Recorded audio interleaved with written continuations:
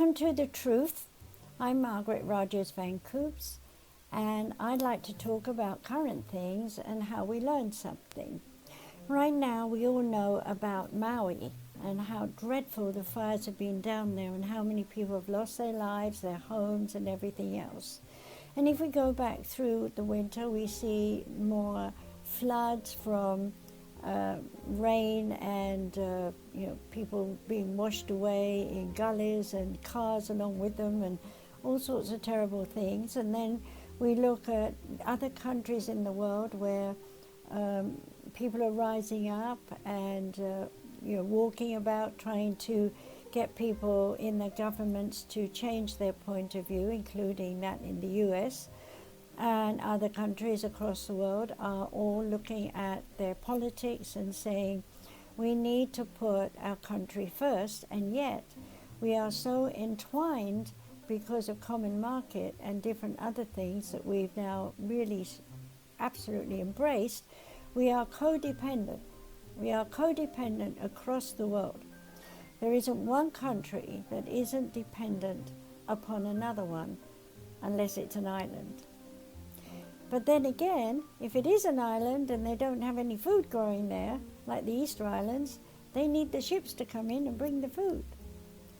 So for as long as we can recall in our history, we have seen, looking back, that pioneers, spirits with great passion and desire, literally want to go in a boat across a sea where they don't even know if there is an edge to the world, only to find there's another curved horizon and another curved horizon, until they realize they're going round and round an orb. But how was it that someone discovered an island under Antarctica? Who drew it? Who knew about it? Obviously it was drawn from above, and we couldn't really see who did it. But they can now map it out by echo, by having sounds come back. They can feel where the solid is versus the ice and so on. Isn't it amazing how far we've come from that to technology, to being able to talk to anyone in the world, provided they have a phone, to be able to teach anyone in the world, provided they have Zoom? Well, the list could go on.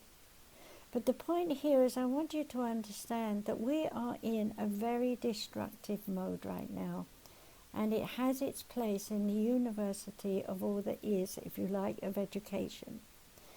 So when we look back through our known history, we can see many wars where famous people, not to mention names, we don't need to, have brought their elephants over mountains and conquered people, have taken their bones and boats and whatever they've got in their armory and conquered most of whatever Greece wanted or most of whatever Rome wanted and so on. Think about how many hundreds of thousands of people in those days got on a boat, had to row their way across oceans, hoping they would find the land and not end up in the wrong place, to get there and then say, we're conquering your land, we're taking your land, and we're going to make it our land. But in the process of doing that, you guys who are just natives, you have to do what we tell you. And of course there's umbrage and there's wars and there's arguments and so on, but given time, settlement. And in that settlement, two worlds collide. The foreign world with the known world on a particular island embraces whatever the foreigners give. And the foreigners discover new foods they've never seen before. And they take them back to their own country. And everyone says, oh wow, we want some more of that. I.e. tobacco. How many people in the world were so busy smoking cigarettes by the 1970s? I'm sorry about that. I forgot to shut that off. So, whatever we have coming down,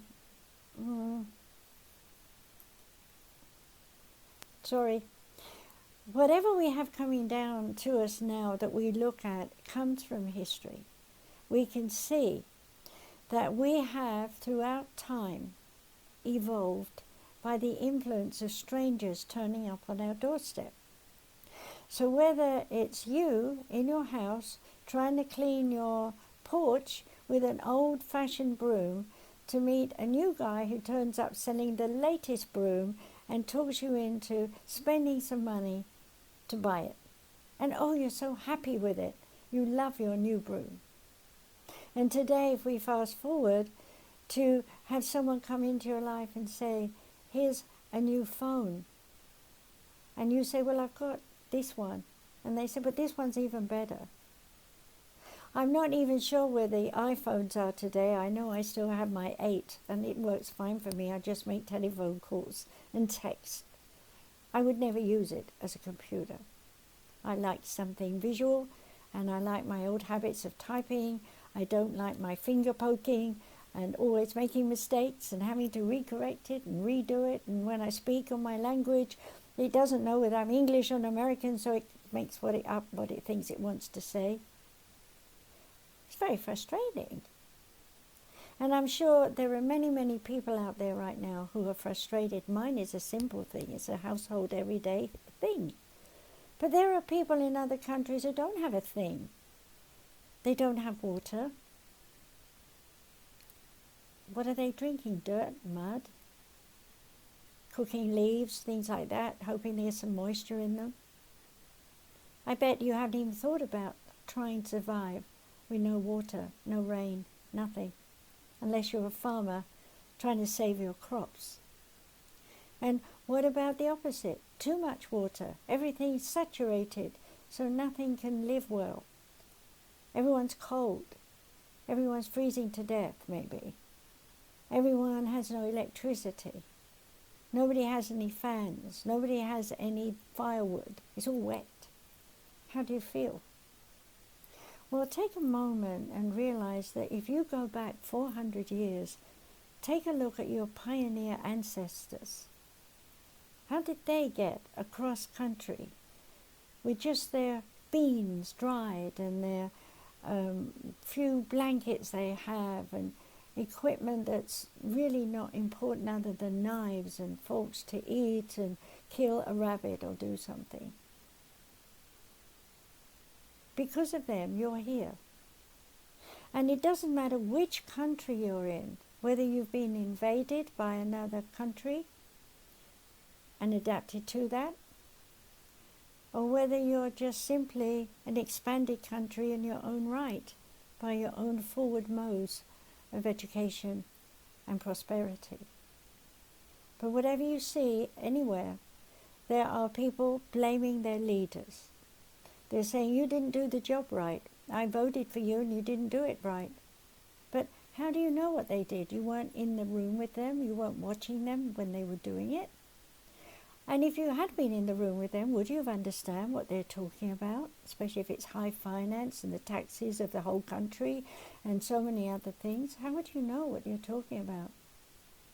And if you were voted to be a president of a country, how would you know everything that's going on that was real and to the point and needed to be addressed when there are people behind your back telling you lies, manipulating systems, moving things backwards and forwards, telling you everything's okay, borrowing from Peter to pay Paul and back and forward? In every country on this planet, that is happening now. And even the countries that don't seem to be in umbrage at all are controlled. They're controlled by leaders who say, if you rock our boat, we kill you. Fear. So many countries around this world are in fear. Not just fear of being killed, but a fear of dying by some adversity. A bomb going off. A person being drunk, driving a car into another person. Someone wanting to speak up on a corner about what they feel is right for their country, to find they're arrested and put in prison for the rest of their life.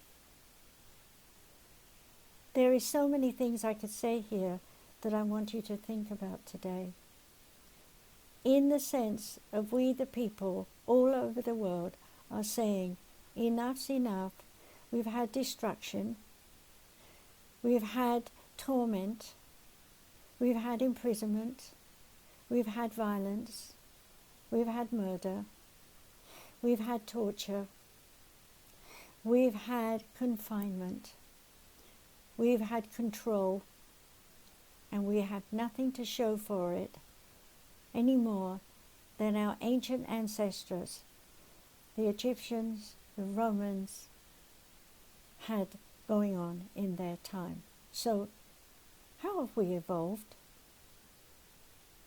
Are we really humanitarian? Are we really thinking about our neighbors in India right now who have got a big trauma going on there?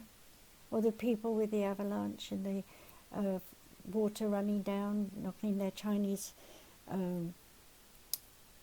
dam down, and all these other things. Japan with the equipment blown up because of the radioactivity. These are just things that happened over the last 40 years. And still more is happening. And the countries that seem powerful are not powerful. They're literally controlling everything everybody has. You can have one phone, you can have one bed, you can have one baby, you can live on this street, but you can't live on that street. You have to work here, you're not allowed to work there. Communist. You might like it. It might suit your lifestyle. Some people like it, obviously, over there. Oh, I'm so sorry, this is going to keep happening because I didn't know it was on and I don't know how to stop it, so bear with me, I'm sorry. Anyway, so whatever is going on, we have to realize that time and time again, we are running the same dialogue. We're doing the same thing. We're constantly judging the past in the now.